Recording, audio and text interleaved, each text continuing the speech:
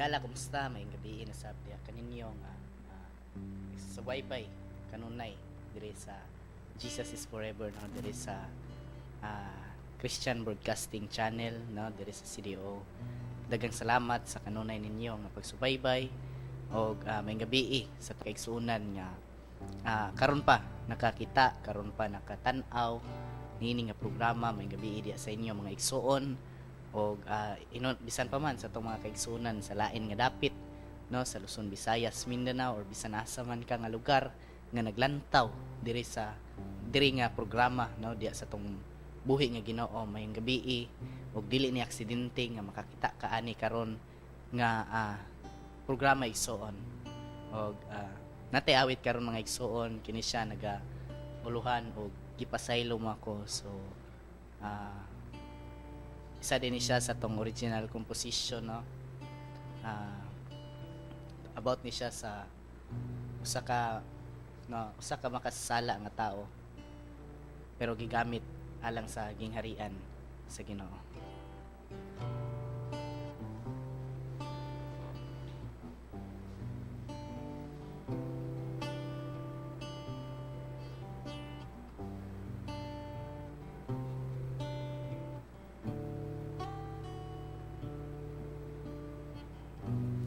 Pila na sab kayo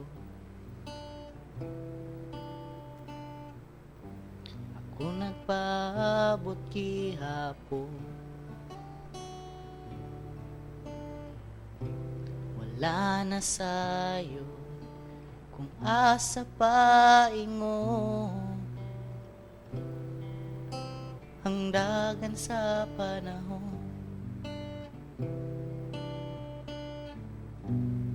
Pila na sab kahigayon ako nagpaabot gihapon, wala na sayo kung asa pa ingon, hangdagan sa panahon. Apan ako nakaplagan sa gugma mo ug nakita ko ang pagkamaayo mo, bisan pa man sa kagahapon ko gipasaylo mo ako. Pila na lang kahigayon ako nagpaabot gihapon, wala na sayo kung asa pa ingon, ang dagan sa panahon. Apan ako nakalagan sa gugma mo ug nakita ko ang pagkamaayo mo, bisan pa man sa kagapon ko ipasaylo mo ako. Apan ako nakaplagan sa gugma mo ug nakita ko ang pagkamaayo mo, bisan pa man sa kagahapon ko ipasaylo mo ako. Wala ka nagtan-aw sa kagahapon ko, kay gamiton mo sa pagingarian mo, bisan pa man sa kagahapon ko, ipasaylo mo ako. Wala ka nagtanaw sa kagapon ko, kay gamiton mo ko sa gingarian mo. Bisan pa man sa kapakyasan ko, ipasaylo mo ako. Apan ako nakaplagan sa gugma mo, ug nakita ko ang pagkamaayo mo. Bisan pa man sa kapakyasan ko, ipasaylo mo ako. Apan ako nakalakan sa gugma mo, ug nakita ko ang pagkamaayo mo. Bisan pa man sa kapakyasan ko, ipasaylo mo ako.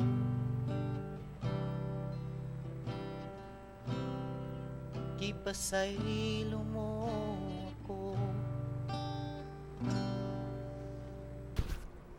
Maayong gabi sa tanan. Dalaygon ang Ginoo. Mga lagad si Ginoo, salamat sa inyong prayer. Bishop, chaplain, ug unsa man ang title nimo diya sa simbahan. Unsa may magisulob, mga igsoon, sinuloban ang importante ang imong kasing-kasing putli atubangan sa Ginoo. No? So dalaygon ang Ginoo mga igsoon. So ako nga mga pasalamat sa matagusa nga naga-pray mo, naga-ampo mo ani nga programa. Overseas, sa Malta, Saudi, sa uban pang mga dapit, sa Hawaii. Salamat sa Ginoo sa inyong mga kinabuhi. Sa kumanghod, si Luz and Tony, nasa Hawaii karon. Salamat sa inyong suporta. Dalaygon ang Ginoo. Sa Manila, salamat sa Ginoo sa inyong support. Sa Davao, sa Cebu, og dinis Cagayan de Oro, Misamis Oriental, mga igsoon, og uban pa nga naabot kining maong kining programa sa Jesus is Forever. Salamat sa inyong suporta. Labi na sa daghang Thanksgiving party karon, no? Salamat sa Ginoo na year-end party, mga invitation, daghan mga igsoon, no? Nga naga-invites, og di man sad basta-basta mga igsoon kung matod pa nga ang imong schedule nagkadubli-dubli karon gani. Mga igsoon is natay Pikma Thanksgiving, mga lagad sa Ginoo, mga bishop, mga pastors nagkahiusa dito sa Hasaan para sa gitawag mga igsoon nga pagpasalamat sa Ginoong sa usa ka tuig nga panagkuyog, no? Nalagpasan ang mga kanang mga testing, mga pagsulay nalagpasan ani nga grupo. So mana nga ginasaulog ang pagpasalamat mga igsoon. So salamat sa Ginoo sa mga negosyante. Padayon ta pray ang Ginoo ra gyud may nagapa-prosper sa ato, no? Nagapalambo sa ato. Ako gani mismo, no, nangangandoy nga makabalo ko anang gitawag nga inyong nangahibaw-an nga pagnegosyo. Ako mismo nagampo ko sa Ginoo nga makabalo pud ko ana sa ginagmay lang, at least siguro makaabag ni makatabang sa mga gimbuhaton. So dalaygon ang Ginoo. Sa tanan nga mga kaigsoon bisan pa din sa Libuna, no, natay invitation sa Libuna, natay invitation din sa Kugman o Gusa, natay invitation mga igsoon dito sa kining Manolo Portits, kanang gitawag og mga Thanksgiving celebration. Ang ato nga Thanksgiving sa year-end is karong December 21. O daghan invitation pero sometimes, no, nagkadungan man pod ang ato nga mga celebration. So ako lang prayer nga magmadaogon ta nga masintro gyud si Jesus sa atong celebration. Dili lang kay matud pa nga tungod sa mga giving, tungod sa giving sa gift nato nga ma-receive nga more on na raise up ang atong motibo, kundi ang motives nato dapat mao ang pagpasalamat nga giluwas ta sa Ginoo. So mo gyud na ang motives mga igsoon nga ang gihimo ni Jesus Christ kanang manganak siyag lalaki nganlan siyag Hesus kay iyang luwason ang iyang katawhan gikan sa ilang mga sala. Matthew 1:21. So mo na siya pinaka message karon nga Pasko. No nasa ako importante ang gitawag og remembrance nga ipa-remember kung unsa ang gihimo o gibuhat sa atong Ginoong Hesukristo. Manganak siyag lalaki, nganlan siyag Hesus, kay ang luwason ang iyang katawan gikan sa ilang mga sala. Siguro makapangutan natin sa mga igsoon, kini lang sang gitawag mga igsoon nga Christmas na siya mga acronym. Gusto na ko nga basahon sa inyo, dili man tanan nakabasa siguro niini. Pero ang acronym niini na ay sa iyang mismong spelling, C stand for child born, child born, the humanity of Christ. Gitawag siya kanang ming sulod si Jesus as human dinhi sa kalibutan. Dayon it is heaven's gift, gasa nga gikan sa langit. Okay? Gasa nga gikan sa langit, the Son given. The Son given. R, ruler supreme. So kinsa man ni siya? Ang child nga na tao nga gikan sa langit, usa siya ka supreme leader. Supreme leader. The government on his shoulder. The government on his shoulder. So, nakita nato dinhi mga igsoon nga ang nataw nga bata gikan sa langit nga naa ang government sa iyang abaga. Incredible names. Incredible names. Wonderful Counselor. So daghan man ang pangalan gitawag mga igsoon nga Jesus or Jesus or Emmanuel, unsa mga pangalan mga igsoon nga ginasunod na manggani na sa atong mga kabataan. Pero ang pangalan mga igsoon is gitawag og incredible. Incredible name mga naman tungod kay kung naa ang prayer nato sa masakiton, ang incredible nga pangalan nga si Jesus, ang mga sakit iyang pag-aayon. So, incredible name, wonderful Counselor, is strength divine. Ikan sa langit o Diyos nun nga kusog iyang i-provide, the mighty God. T, timeless Father. But pasabot mga igsoon. Kaya sa ato, may programs, sometimes mingon ta, don't disturb.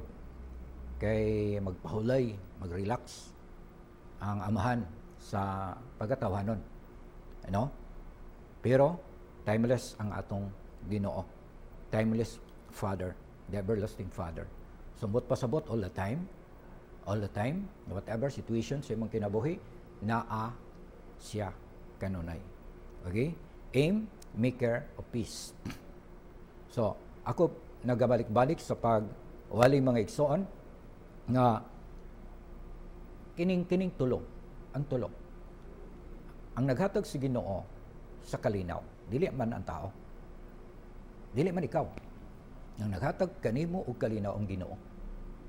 Philippians 4:7, and the peace of God shall passeth all understanding, shall keep your heart and mind through Christ Jesus.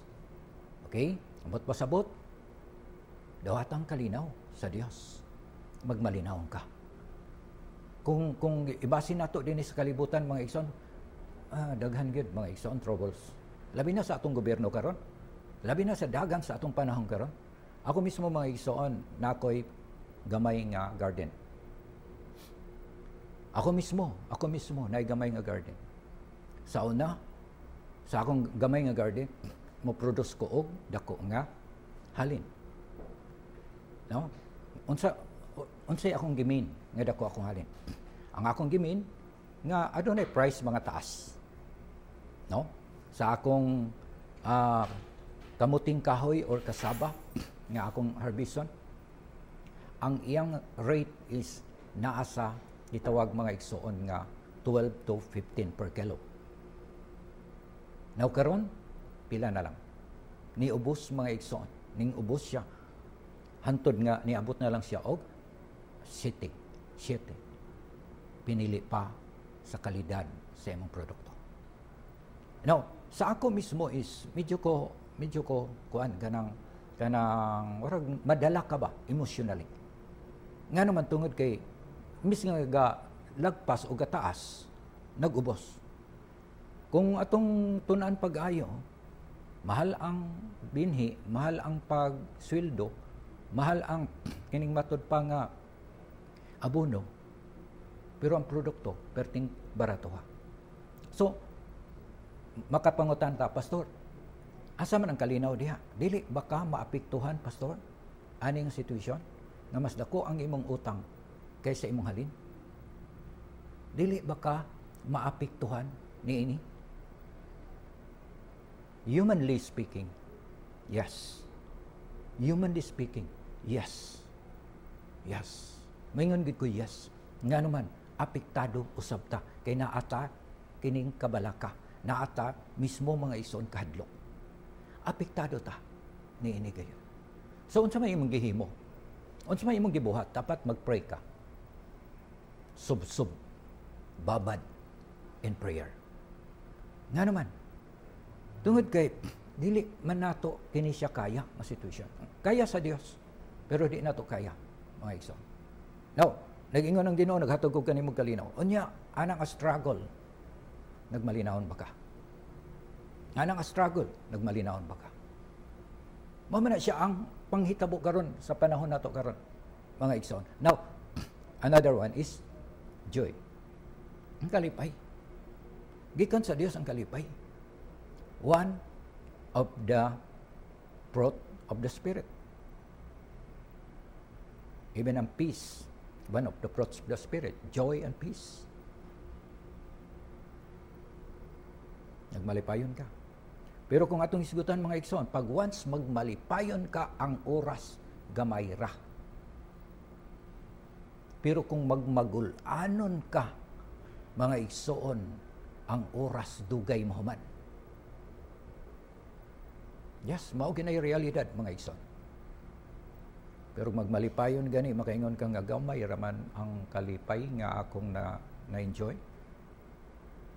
Pero kung kaguol gani, dugay man kaayo. Ano? So, kung kita ang magbuot sa atong kaugalingon, kaya kita raman ang nagpa-operate niini. Pero kung si God mo'y atong ipa-operate, si Christ mo'y atong ipa-operate sa atong kinabuhi, no? Ato lang yung ihatag sa iya katong word nga challenge niya sa ato nga duol kamong tanan nga gikapuyan ug gibugatan sa inyong gipas-an kay papahulayon ko kamo. Dili gyud kini nga month nga gi-enjoy sa kalibutan nga kini siya ang month of love, din month of giving. Dapat ang tanan na ay love, dapat na ay giving. Ug mao kini ang gi-expectar sa kadaghanan, ang exchange gift o gift giving. Mao kini ang gi-expectar mga igsoon. Now, natinuod ba ni sa inyong kinabuhi? Natinuod ba ni sa inyong kinabuhi? So mao ni siya mga igsoon nga dapat nato nga isulod sa ato mga una-una. Now, ikaduha nga gusto na kong ipaabot mga igsoon, no? Kining 1 Peter 4:6. The good news must be preached even to those who were dead, killed by the flood.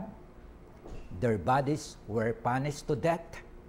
They could still live in their spirit as God's lives. Ganina, ato na ginawali mga igsoon, ato milabay, nga simana, nga dili ta maghukom.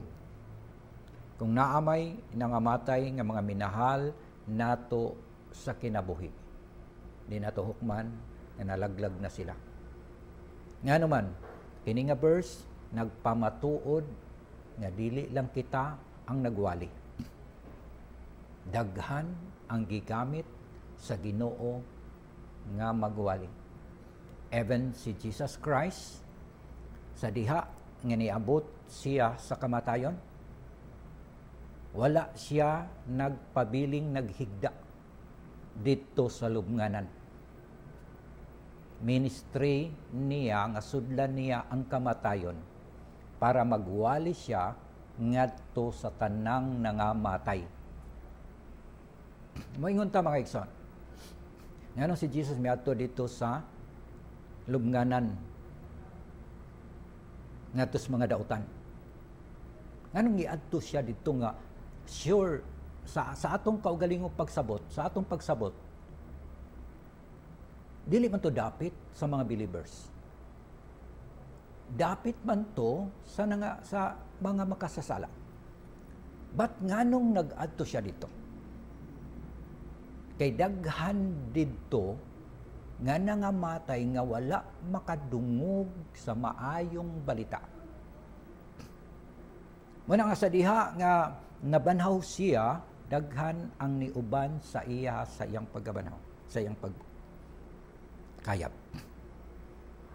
Now, dili na to mahukman mo nang hunungon nato mga igsoon ang paghuna-huna nga ang akong mga minahal sa kinabuhi di na nako makita nga naman tungod kay naay buhing pulong mga igsoon nga akong isulti sa inyo, dili lang ikaw ang nagwali, kundi ang atong Ginoong Hesukristo nagwali dito sa impierno.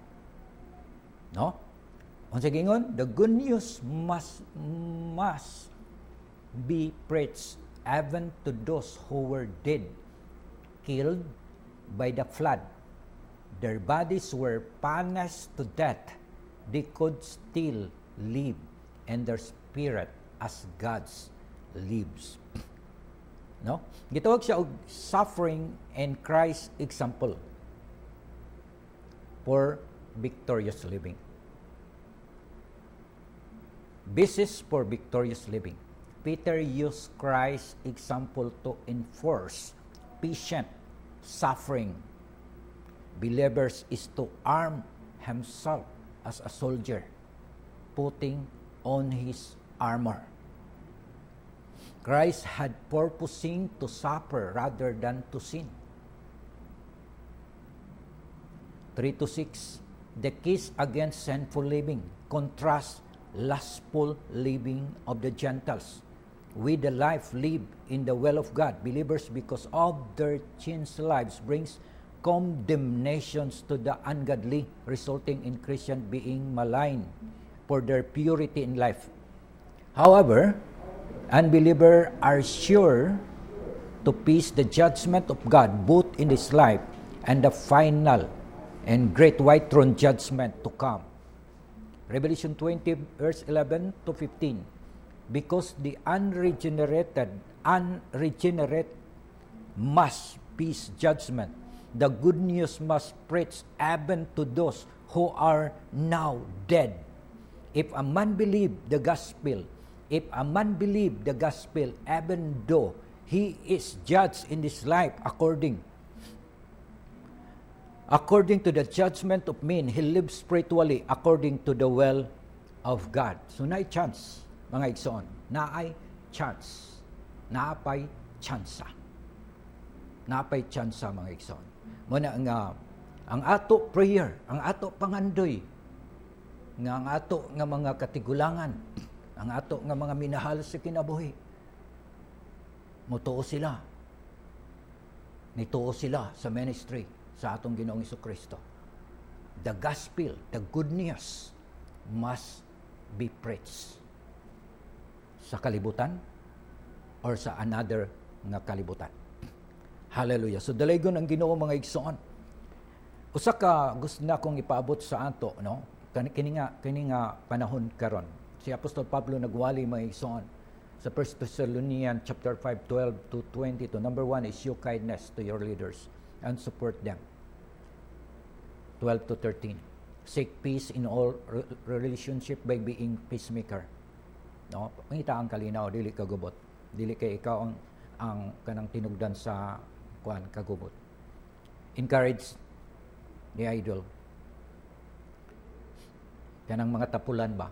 Mga tapulan, encourage nga mahimong kugihan. For exhort the faint-hearted. Itong nangaluya. Kanang ato silang ligonon. No, verse 14. Support those who are vulnerable and sufficient to all. Suportahon nato mga igsoon katong kuan gyud nanginahanglan. Mga tigulang nga wala nagay makaya. Mga bata nga wala nagay dili masuportahan ang ila kaugalan, vulnerable, mga may kapansanan atong suportaran. You know? Dayon, verse 14 gapon, refrain from repaying evil with evil. Instead, endeavor to do good to one another and to everyone. Verse 15. Kunang siguro naaman gyud response mga igsoon according sa ingon sa Mateo nga kung labayon kag bato baslan og tinapay, naaman gyud response gapon. Pero refrain, no, from repaying. Dili gyud nga mo na siya mo na gyud atong buhaton, no, nga kuan ang ingon lang din mga igsoon, repaying evil with evil, no. Sakto gyapon ang ingon ni Jesus Christ nga kung labayon kag bato basta nimo tinapay. So dili kay ang dautan basta dautan, dili. Ang dautan basta kag maayo. So magbuhat og maayo. Praise the Lord. Dari ko na Ginoo. Tabangan tas Ginoo mga igsoon niya. Then 7 is always rejoice. Verse 16. Taglipay. Kanang dapat magmalipayon ka aning kinabuhi. Sa ato mga igsoon, mostly sa mga idarana, mga senior citizens, dili na ta makaingon mga igsoon nga magmalipayon na sila kay nga naman nag-anam sila katigulang, nag-anam sila kuan pasaan sa mga problema. Nag-anam og kadaghan ng problema. So asa man dinhi makita nato mga igsoon nga magmalipayon, no? Dapat enjoy na unta ang mga tigulang, mga senior citizen, nag-enjoy na unta in this life. Dili na unta sila mabugatan sa mga dapat kabugat, pero mo kini ato nakita karon mga igsoon. So prayer lang gyapon, no? Pray without ceasing. Verse 17, be grateful in every circumstance, do not suppress the spirit. Sometimes mga igsoon makaingon ta nga na ay gitawag nga kanang pag magsaway sa mga propesya. Yan naman yung mga propesya nga dili matuman. Pero praise the Lord, daligo ng Ginoo mga igsoon. Mo lang ni siya ang gusto na kong ipabot sa ato. O salamat sa Ginoo, mag-pray ta for salvation. Pray, sabat sa akong pagampo mga igsoon para sa kalawasan. Amahan nga Dios, nidool ako kanimo, nagapangayo og pasaylo sa tanan akong mga kalapasan. Akong gisugid karon sa akong baba, nga ikaw Ginoo, mituo ako, nga ikaw nabanhaw gikas mga minatay. Salamat sa pagluwas mo kanako sa ngalan ni Jesus. Amen. Sa tanang nagsakit, nagbalatian karon, nagaampo ko Dios nga imong ayuhon gikan sa limpulo, paingon sa lapalapa. Matangtang ang tanang sakit nga nasa gawas o matangtang ang tanang sakit nga nasa sulod sa among lawas. Sa ngalan ni Jesus, sa ngalan ni Jesus. Salamat sa pag-ayo in Jesus name. Amen. Wala tayo panahon mga igsoon. Ang alagad sa Ginoo magingon, Merry Christmas and Happy New Year sa matag usa. I hope nga ma-enjoy nato nga ang kini nga man mahimong mahigugmaon ug may natagon ta. Maayong gabi sa tanan. Amen.